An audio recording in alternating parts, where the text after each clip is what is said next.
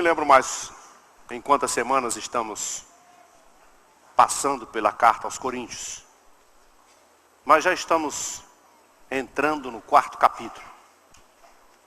E se os irmãos forem prestar uma atenção minuciosa, ou se forem reler os primeiros versículos, começando no 1º capítulo, vocês vão descobrir que o apóstolo Paulo vem batendo na mesma tecla há algumas semanas.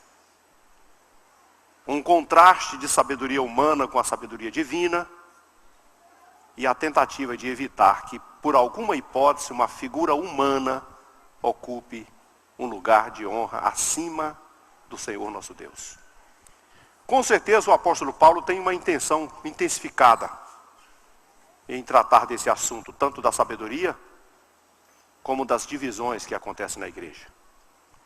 A primeira delas, é claro, é evitar que pessoas humanas como nós, somos todos cheios de falhas, ocupe esse lugar acima da vontade do nosso Senhor. E é claro que não poderíamos deixar também de imaginar que o apóstolo não quer que a religião, que deveria ser apenas um elo de ligação nossa com o Criador,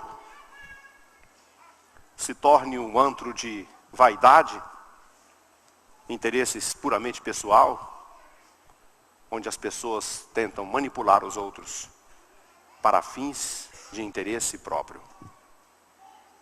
E é por essa causa que hoje nós estamos assim quase chegando nesse primeiro ponto da carta, quase concluindo esse argumento e esse confronto de diferenças, para aprendermos a fazer uma coisa muito séria: julgamento. Não sei se vocês já ouviram essa expressão assim no contexto do cristianismo. A Bíblia diz que as profecias precisam ser julgadas. E a Bíblia nos deixa entender que homens de Deus também precisam ser julgados. Não julgados assim, eu condeno, eu absolvo, eu faço isso, eu digo que ele é isso, é feio, é bonito, é ladrão, é pecador, não. Mas que a sua mensagem precisa passar no crivo da Escritura Sagrada. Precisamos aprender como os bereanos, fazer a nossa conferência pessoal. Deixa eu saber se de fato o que está sendo dito confere com as instruções estabelecidas pela palavra de Deus. Crentes que estão há muito tempo aprendendo a Bíblia, estudando a Bíblia, orando a Deus, falando com Deus, precisa ter a habilidade de fazer esta avaliação na vida. E para que essa avaliação seja bem mais apurada em nosso entendimento hoje que nós vamos falar sobre esse julgamento à luz da Bíblia. Vamos fazer um julgamento à luz da Bíblia. Não só o julgamento dos outros, mas até de nós mesmos. E como vai ser isso? A primeira coisa que você tem que ter em mente, antes de fazer isso, é que precisa ter em vista sempre a vontade de Deus. Está aqui. A Escritura Sagrada estabelece, identifica quais são os planos de Deus, a vontade de Deus. Tem pessoas que ficam dizendo assim: eu estou orando por uma situação, se for da vontade de Deus. Confere na Bíblia, de repente já está dito lá, se é ou não. A vontade de Deus está aqui, no texto sagrado.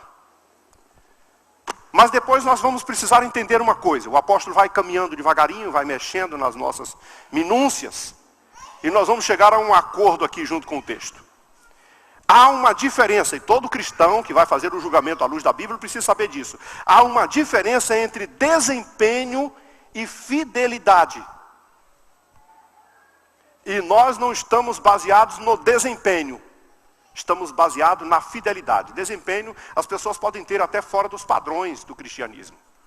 Pessoas talentosas, com jeito, com habilidade, com eloquência, com jeito para falar, podem ser bem eloquentes e ter até um certo sucesso nos seus empreendimentos. Nós poderíamos observar, por exemplo, nos textos que nós estamos vendo aqui, Acabe era um homem perverso, andava fora dos planos de Deus, mas era um grande guerreiro e levou a terra de Israel a muitas vitórias de batalha, a ponto de ser temido pelos seus adversários. Mas isso não quer dizer que era um homem de Deus. quando nós estamos fazendo uma avaliação dentro do contexto do cristianismo, nós precisamos levar em conta fidelidade. Fidelidade própria, pessoal, fidelidade aos princípios da Escritura Sagrada, que eu e você temos o dever de observar. E depois, nós vamos fazer esse terceiro item, envolvendo tanto a mim mesmo, a você mesmo, a nós mesmos, como aos outros, é que todos nós devemos servir ao Senhor com motivações corretas. Porque mesmo pessoas que estão fazendo bons trabalhos, às vezes não estão fazendo por motivações corretas. Nós vimos semana passada o apóstolo Paulo dizendo que ao edificarmos sobre o fundamento que já foi lançado, muitas dessas coisas que forem edificadas em cima do fundamento, que pode ser grande, pequena, de ouro, de prata ou de feno, é uma escolha sua, mas a sua motivação é importante nesse contexto. Então, queridos, nós temos todas as razões do mundo para acreditar que de alguma forma os homens tentam, vamos dizer assim, dissuadir ou furtar um pouco da glória de Deus para si e às vezes ignorando a vontade de Deus. Mesmo com uma roupagem espiritual, deixa eu dizer isso para você. Porque hoje existem tantas coisas, eu vou imaginar, por exemplo, nos fariseus. Os fariseus tinham cara de religiosos, os fariseus andavam bem vestidos, os fariseus falavam muito da Escritura Sagrada, os fariseus faziam até orações visíveis para todo mundo saber que ele era um homem de oração, ele fazia suas doações públicas para todo mundo saber que ele fazia doação, ele fazia todo tipo de culto que todo mundo precisava saber que ele fazia culto, mas isso não queria dizer, isso não foi suficiente para ele construir um padrão verdadeiro na Escritura. Jesus chegou a dizer assim, olha, é melhor vocês fazerem o que eles mandam, mas nunca façam o que eles fazem. E é por esta causa que o texto começa a nos confrontar assim, mesmo que seja com a roupagem espiritual, nenhum ensinamento pode passar por cima da Bíblia.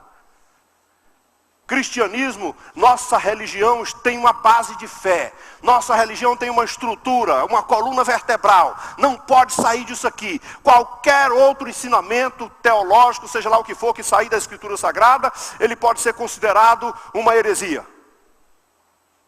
Ou então não é cristianismo, ou então não é igreja evangélica. Igreja evangélica tem regra de fé, e a regra de fé se chama Bíblia. E Bíblia para nós é a palavra de Deus. Então nada pode fugir da palavra de Deus. Ainda que de vez em quando a palavra de Deus é dura, a verdade às vezes dói, ninguém gosta de ouvir.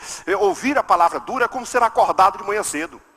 Uma pessoa que está dormindo, acomodado e tem que ser fustigado para levantar, ele está com tanto sono, tão cansado, passou talvez a noite toda trabalhando, ou então dormiu tarde, ele vai se sentir incomodado com aquele despertar. Muitas pessoas, às vezes, no sono da negligência, vivendo a sua vida regalada do jeito que quer, não gosta de ser confrontado à luz da Bíblia. Mas a Bíblia não faz acepção de pessoas. O bom do texto sagrado é porque não existe o rico, nem o pobre, nem o leigo, nem o douto. Todas aquelas pessoas que estão presentes no recinto são confrontadas por Deus, pelo Espírito de Deus e pela palavra de Deus. Ninguém pode fugir disso. Aqui não tem nenhuma classe de pessoas privilegiadas. O Senhor, quando abre a sua palavra, Ele fala com todos os que estão no recinto, desde o porteiro até o presidente que fala. Não existe ninguém que foge a essa regra. Por causa desse contexto, Paulo está dizendo, olha, eu preciso que vocês compreendam uma coisa, que vocês façam essa avaliação e não avaliem pela aparência. Ainda que essas pessoas sejam de boa aparência e ainda que sejam qualificados, eu posso até afirmar para vocês que os personagens utilizados lá pelos coríntios eram até melhor do que muitos utilizados hoje. Eu acho que até os personagens até que valiam a pena falar alguma coisa sobre eles. Paulo, Cefas, Apolo. O menos conhecido talvez fosse o Apolo, porque Cefas foi discípulo de Jesus, andou com Jesus, teve todas as experiências, foi o homem que andou sobre as águas, ao lado de Jesus. Ele poderia dizer assim, não, Cefas é o cara, podemos ouvir todas as palavras que ele disser e pronto, e acabou, e é a verdade. Poderíamos imaginar o apóstolo Paulo, não, um sujeito versado em toda a ciência, conhecedor, teólogo afinado. Ele tem todo o conhecimento da Escritura Sagrada, foi fariseu, tem toda a habilidade com a Escritura. Nós poderíamos dizer assim, não, para esse aí, ele é doutor, nós podemos falar qualquer coisa, está tudo correto, o que ele diz está dito. Se olharmos para Apolo, varão poderoso, profeta, poderoso em palavras e em obras. Esse sujeito era bom, ele tinha um bom caráter, tinha boa personalidade, todo mundo o admirava. Então poderia dizer assim, esse cara realmente merece toda a consideração. Mas ainda assim, o texto sagrado vem nos confrontar. Mesmo que seja Paulo, mesmo que seja Apolo, mesmo que seja Cefa, mesmo que seja o mais importante entre os homens aqui nesse contexto, ninguém jamais pode substituir a glória do Cristo vivo, o poder do Deus eterno e a essência da palavra de Deus. Porque não existe homem para ocupar esta posição. Pertence a um que disse, a minha glória eu não dou a outrem. Nós precisamos considerar esse ponto. O ideal é seguir a Cristo e não escolher uma figura humana para seguir. Eu não sei se você pode imaginar, mas ainda hoje isso tem essa tendência. O povo tem a tendência assim, de seguir uma figura humana, de se espelhar em alguém. Eu acho que isso até certo ponto não seja ser um problema. Não chega a ser um problema. Mas isso pode se tornar um tanto problema quando a pessoa coloca aquela referência tão importante na sua vida que se ele errar, você se desvia também. E é bom saber que homens são falhos. É bom saber que homens mentem. E é bom lembrar que o Senhor Deus falou assim, é maldito o homem que confia no homem. É bom saber que os homens são vulneráveis e que eles são como qualquer outro ser humano. E que não existe ninguém perfeito nesse aspecto de assim, não, isso aqui não tem... A Bíblia diz assim, se alguém disser que não peca, já está pecando. Se alguém disser que não mente, já está mentindo. Se alguém disser que é perfeito, vai ter que segurar a língua, como disse Tiago, freia a tua língua que você consegue ser perfeito. E até hoje, irmãos, eu vou dizer uma seriedade. Eu não conheci ninguém que conseguisse dar um freio nessa língua 100%. Então nós estamos falando de uma coisa quase impossível. Mas nós estamos dizendo uma outra coisa.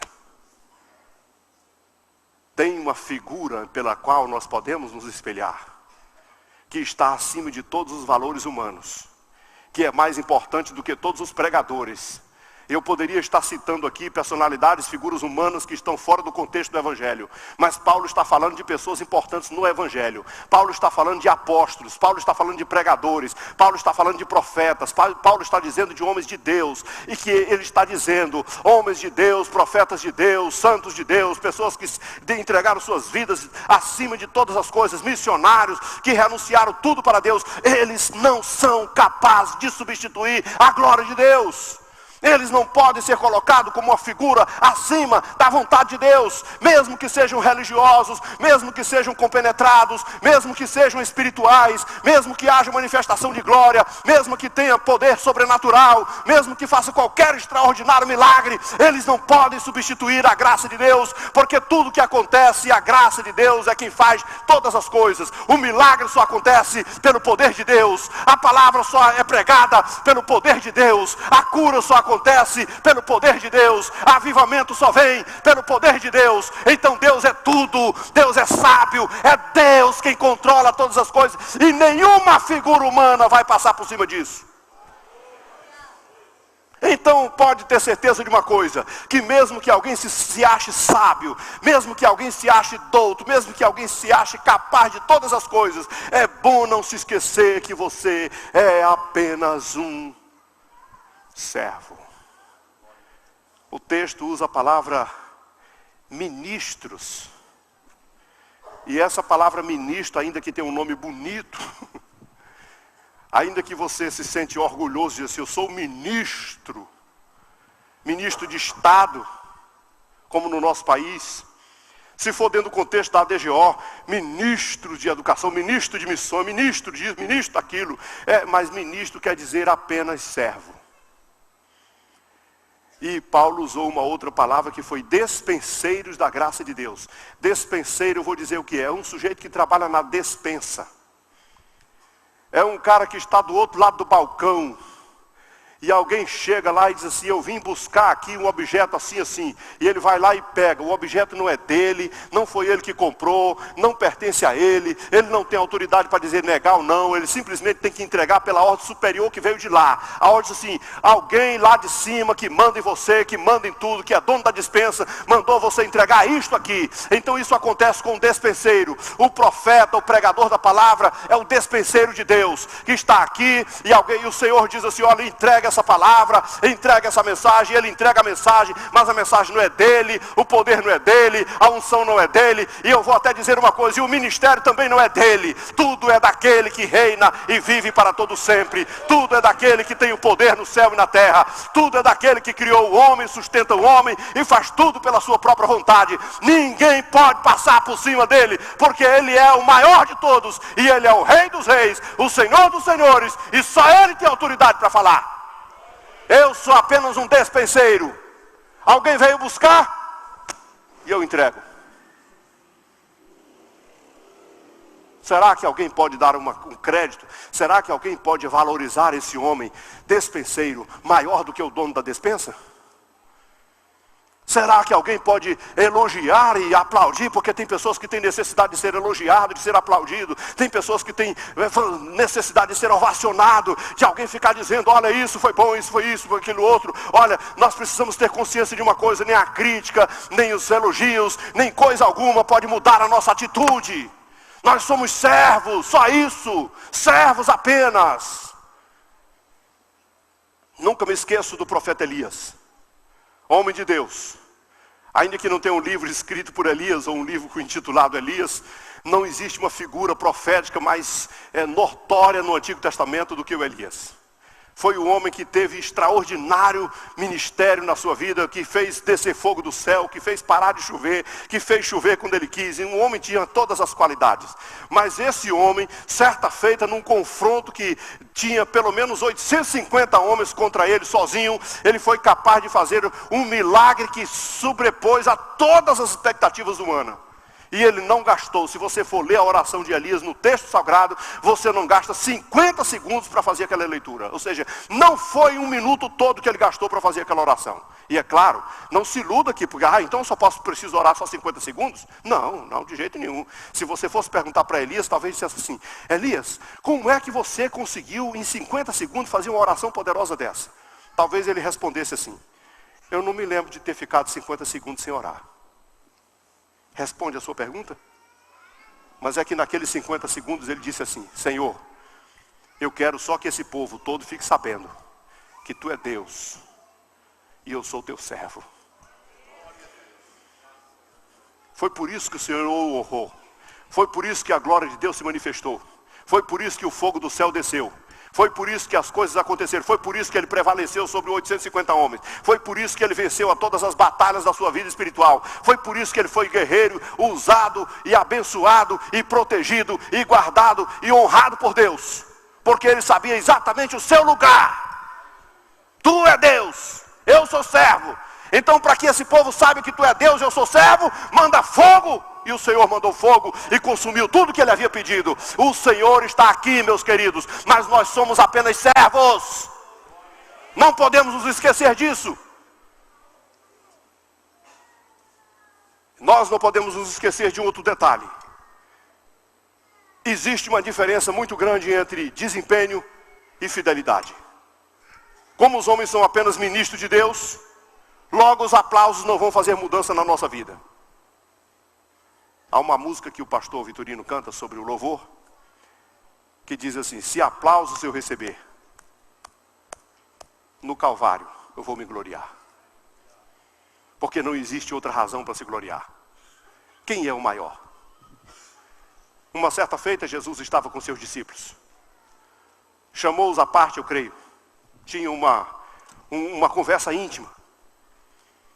E ele então, depois daquela conversa íntima, ele disse, você sabe que no meio das autoridades que vocês estão acostumados a conviver com elas, os homens que são líderes, que são projetados, que são importantes, aqueles homens que são os chefes, os governadores, eles são, eu vou usar uma linguagem que eu creio que caberia muito bem na interpretação do grego, eles são bajulados. As pessoas carregam as suas pastas, engraxam os seus sapatos, abrem as portas dos seus veículos e fazem o trato com toda a deferência, com todo cuidado. Mas Jesus olhou para os seus discípulos e mostrou naquele dia, no contexto do seu ministério. Imagina o Senhor olhando para cada um deles e dizendo assim: entre vós não é assim. Entre vós, se alguém quiser ser o maior, seja o menor. E se alguém quiser ser tão importante, então que seja o servo de todos. Onde está então a glória que as pessoas procuram? Um dia, nesse país, eu li esse comentário, porque na época eu não estava acompanhando esse acontecimento. Mas um dos maiores pregadores do mundo veio à nossa terra, famoso Billy Graham. E é claro que quando o Billy Graham diz assim, ele vai falar, a plateia se chega bem perto. Chega alguma das autoridades assim: Billy Graham, tem uma multidão imensa querendo chegar perto de você. Então, o pessoal está pedindo para o senhor, pelo menos antes de pregar, um pouquinho assim, o senhor andar um pouquinho mais perto da plataforma, para que as pessoas possam chegar perto e tocar em você. E ele respondeu: irmão, Deus não divide a sua glória. Por que que os homens querem mais a glória do que o Deus? A glória de Deus. Pode observar os caminhões de som, pode observar os carros de som que passam na rua. Quando vão anunciar alguma campanha extraordinária, as pessoas começam a dizer assim, até na televisão, no rádio, no carro de som: não percam, nessa noite vai ter um extraordinário movimento. E o homem de Deus, o homem de Deus vai orar, o homem de Deus vai falar, o homem de Deus vai impor as mãos, o homem de Deus vai fazer isso. Mas poucos são aqueles que anunciam o Deus do homem. Irmãos, o homem de Deus não é absolutamente nada. Quem vale é o Deus do homem. É o Deus que opera milagre, é o Deus que fala. O homem é apenas um veículo, é apenas um instrumento que Deus usa. É como um irmão desse aí usar um desses instrumentos que ele toca aí. Eu quero é ver, pegar esse violão aí, sair do lugar, colocar ele aqui no púlpito e mandar ele tocar sozinho. Eu quero é ver aquele sax bonito que o irmão toca ali, colocar ele aqui em cima e dizer: vamos, toca uma música bem bonita aí, porque eu vi você tocando. Eu quero é ver alguém fazer um instrumento daquele se virar sozinho. Tem que ter alguém para conduzi-lo. Então escute bem, eu e você somos apenas instrumento de Deus. Se alguém quiser ser usado por Deus, tocado por Deus, precisa estar no plano de Deus, na vontade de Deus, na mão de Deus e sendo usado pelo poder de Deus. Aleluia. Ou então não acontecerá absolutamente nada. É necessário possuir discernimento espiritual. Nós estamos falando de julgamento e os aplausos não podem mudar nada. Nós precisamos de discernimento espiritual para saber que fidelidade e desempenho é diferente. Vocês se lembram do episódio de Ananias e Safira? Um homem chamado Barnabé, muito crente, muito temente, muito simples, resolveu fazer uma doação generosa para a igreja. Naquele contexto, eu acredito que uma doação generosa valia mais do que qualquer coisa. Porque os irmãos estavam o contexto era de pobreza, então apareceu um sujeito que disse assim: eu vendi tudo que eu tenho, e como eu estou esperando Jesus, eu vou servir a Jesus, vou entregar minha vida para Jesus, vou sair por aí pregando o evangelho, não vou precisar de nada, então está tudo aí na mão do Senhor, entregou tudo para lá. Depois de alguns elogios, quem sabe, depois de algumas coisas, um outro casal disse assim: olha, a gente podia fazer igual, porque o fulano de tal está levando todo o prestígio aí, e a gente não fez nada. Venderam também a sua propriedade, mas na hora de entregar disseram assim: mas a gente não podia, né, ficar com a metade, porque, sabe, né, é muito dinheiro, né? A gente vai dar tudo, né? A gente não precisa dizer que é tudo, nem dizer que é só a metade. A gente chega lá e fala que vendeu por tudo, está aí o dinheiro e está aí entregue. E vão dizer que nós também somos generosos igual Barnabé. Mas Pedro tinha discernimento espiritual. E disse aí: foi mesmo por esse valor que você vendeu? Sim, claro, com certeza. Por que você colocou na cabeça? Por que o diabo entrou na sua vida? E por que você por algum momento pensou que poderia enganar o Espírito Santo de Deus que está nesse lugar? Aquele homem, tal qual a sua mulher, pagaram com a sua vida por tentar enganar alguém que tinha discernimento espiritual. Sabe o que a Bíblia diz por meio dos apóstolos? O apóstolo Paulo diz assim, olha, nos últimos dias da igreja nessa terra, as pessoas terão comichão nos ouvidos. As pessoas não gostarão de ouvir a verdade vai doer. Os confrontos vão ser difíceis de ser alcançados no coração das pessoas. Quando você disser uma verdade para alguém, ele vai dizer assim, isso aí tá, alguma coisa está errada, isso aí. Eu vou procurar um outro mestre, eu vou procurar um outro pastor, vou procurar alguém que fale a meu favor. E aí o texto diz assim, eles vão buscar mestres segundo as suas próprias concupiscências, para endossar os seus pecados, para validar o seu comportamento equivocado e errado no princípio da Escritura Sagrada. E nessa ocasião, o texto diz também que muitos falsos mestres, muitos falsos profetas surgirão e vão enganando um aqui, enganando o outro ali, e se der chance, ele engana até mesmo os escolhidos de Deus. Porque eles estão para isso, eles trabalham para isso. Mas a igreja do Senhor, em qualquer circunstância da vida, em qualquer contexto, baseado no aprendizado que ela tem, na graça do Espírito Santo que há na sua vida, no conhecimento da palavra de Deus, precisa de discernimento espiritual para saber que existe diferença entre desempenho e fidelidade, e existe diferença entre carisma e caráter, existe diferença muito grande em ser popular, em ser jeitoso, em ser, vamos dizer assim, entusiasta, e de ter realmente fruto na sua vida que engrandeça o nome do nosso Deus.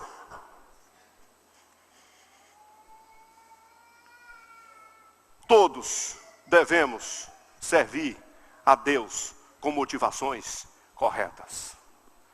E toda vez que você pensar nesse item, de servir a Deus com motivações corretas, eu vou dizer uma coisa para você que eu digo para mim sempre.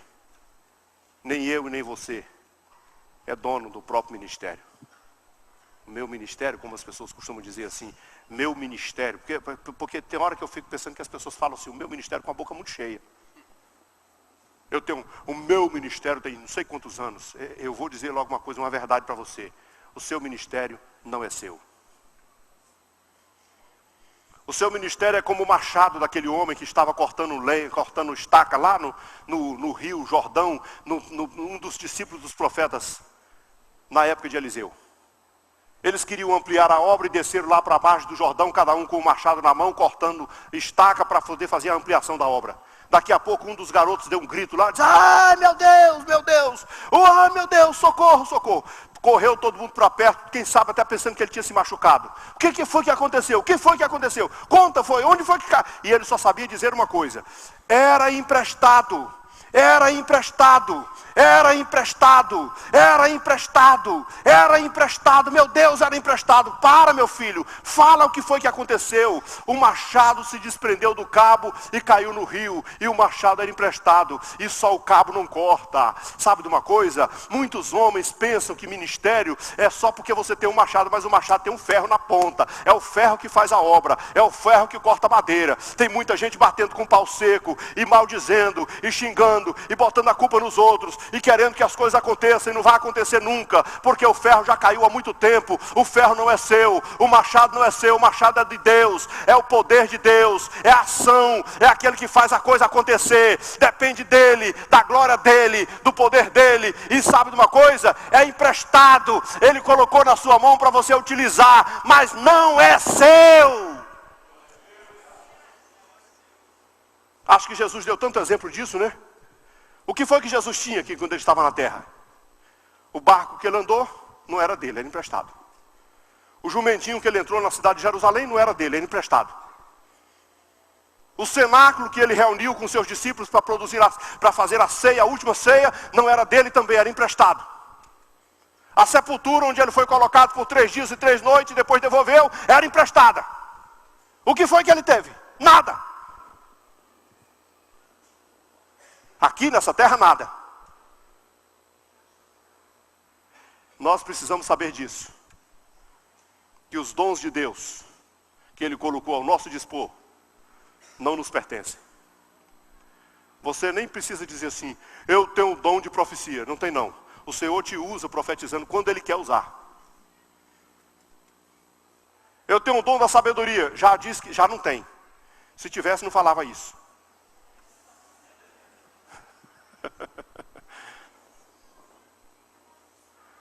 meu trabalho não é mais importante do que o meu Senhor. O meu trabalho, eu estou fazendo uma obra, então eu vou contar uma coisinha para me terminar. Salomão construiu o maior de todos os templos da sua história. Salomão fez uma obra extraordinária como ninguém jamais pensou em alguém fazer uma coisa como essa.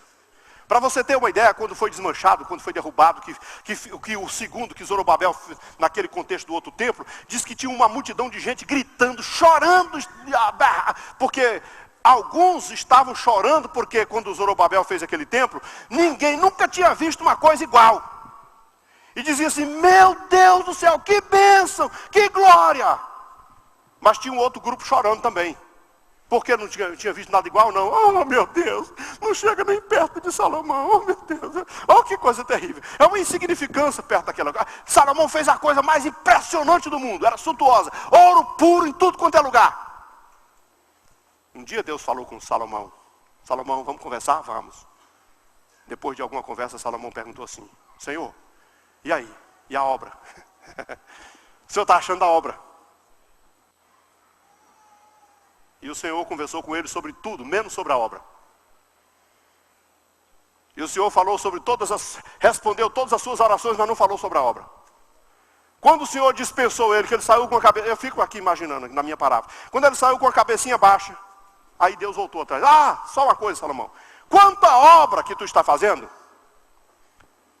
anda comigo na minha presença, seja o coração sincero, me sirva com fidelidade. Faça como seu pai fez. E nada de obra. A obra não é mais importante do que o seu Deus. Você pode fazer o que você quiser, mas o mais importante é a glória de Deus, o nome de Deus, o poder de Deus para ele. Todas as coisas foram feitas nele, por ele, para ele, sem ele, nada do que foi feito se fez. Então, não precisa se empolgar com o que você está fazendo. Se empolgue com a presença do seu Deus na sua vida. Isso é tudo que você precisa. Não há necessidade, irmãos, escute uma coisa. Não há necessidade de reconhecimento humano. Eu vi alguém contar que um garoto que estudava piano, talvez os músicos já tenham escutado alguma coisa sobre isso. Chegou o momento de fazer uma apresentação do seu talento. E havia uma multidão imensa. E o jovem nunca se sentia seguro para fazer a sua apresentação. Mas o mestre era o seu ponto de referência. E aí então ele chegou lá na plataforma, colocaram o piano e ele fez uma apresentação inigualável. A multidão foi ao delírio. Mas para aquele jovem, nada estava acontecendo. A segurança ainda não lhe chegou. Ele ainda estava se tremendo de medo. Até olhar para um cantinho assim, onde tinha um velhinho lá, sentado lá no canto. Enquanto o velhinho não balançou a cabeça e fez assim, ele não se sentiu seguro. Porque aquele jovem não precisava da avaliação do público. Ele precisava da confirmação do seu mestre. Do que você precisa, afinal? É dos elogios do povo? Ou do reconhecimento do Deus que te chamou? Para encerrar, eu quero dizer uma coisa. O Senhor é quem me julga. Qualquer um de nós pode se deixar levar pela concepção que as pessoas têm a nosso respeito. Qualquer um de nós corre o risco de motivar suas ações com base no que as pessoas pensarão a respeito. Qualquer um de nós pode tremer só de pensar na ideia de não receber a aprovação alheia. Mas o apóstolo Paulo nos ensinou uma coisa. Ele aprendeu a não se importar com essas coisas. Ele deixou o julgamento nas mãos de Deus. Ele não se preocupava com o que as pessoas pensavam a seu respeito e nem gastava tempo pensando a respeito de si mesmo. Mas deixava todo e qualquer julgamento de si mesmo nas mãos de Deus. E a quem por ele foi chamado. E ele foi chamado só para agradar a Deus e a mais ninguém. Então eu vou dizer uma coisa, deixe a sua reputação, deixe de lado a sua história, as desculpas e as culpas ministeriais nas mãos de um único que pode julgar retamente, o Senhor nosso Deus. Deixe Ele julgar a sua vida, a minha vida, as nossas ações, nosso ministério. Ele vale mais do que tudo. E nada do que eu fiz, o que você fez, o que nós fazemos, é mais importante do que o nosso Senhor. Vamos ficar em pé.